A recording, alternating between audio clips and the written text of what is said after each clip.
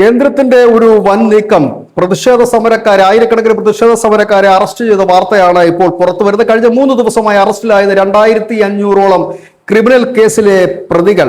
ഇവരെ കണ്ടെത്തിയത് FRS camera വഴിയാണ്. ഇവരെ കണ്ടെത്തുകയും അറസ്റ്റിലേക്ക് കടക്കുകയും ചെയ്തത്. പ്രധാന കവാടത്തിലും എക്സിറ്റ് പോയിന്റിലും അടക്കം ഈ FRS ക്യാമറ സ്ഥാപിച്ചിട്ടുണ്ട്. FRS ക്യാമറ ദില്ലി പോലീസിന്റെ ലക്ഷക്കണക്കിന് വരുന്ന ക്രിമിനലുകളുടെ ഒരു ഡേറ്റാ ബാങ്ക് ഉണ്ട്. ആ ഡേറ്റാ ബേസുമായിട്ടാണ് കണക്റ്റഡ് ആണ്.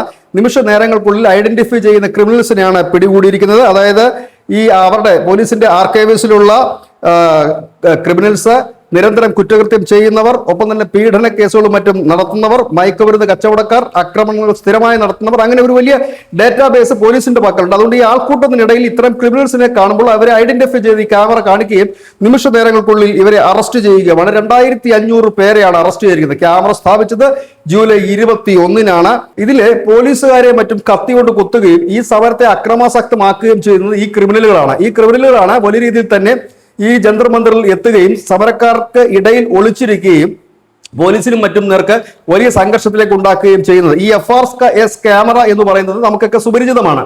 റിപ്പബ്ലിക് ഡേ, ഈദ്, അതുപോലെ ദീപാവലി, അങ്ങനെ പ്രധാനപ്പെട്ട ആഘോഷങ്ങളൊക്കെ നടക്കുമ്പോൾ പോലീസ് ഇത്തരത്തിലുള്ള ക്യാമറകൾ ദില്ലിയിൽ പതിവായി ഉപയോഗിക്കാറുണ്ട്. ആ ക്യാമറകൾ തന്നെയാണ് ഇതിൽ ഉപയോഗിച്ചിരിക്കുന്നത്. ഏതായാലും കൂടുതൽ അറസ്റ്റുകളിലേക്ക് നീങ്ങുമ്പോൾ അതിൽ പങ്കെടുക്കുന്നത് വിദ്യാർത്ഥികളല്ല, ക്രിമിനലാണ് എന്ന് ഞങ്ങളടക്കമുള്ള മാധ്യമങ്ങൾ പറഞ്ഞത് ശരിവെക്കുന്ന തരത്തിലേക്കാണ് കാര്യങ്ങളുടെ പോക്ക്. News desk, news India Malayalam.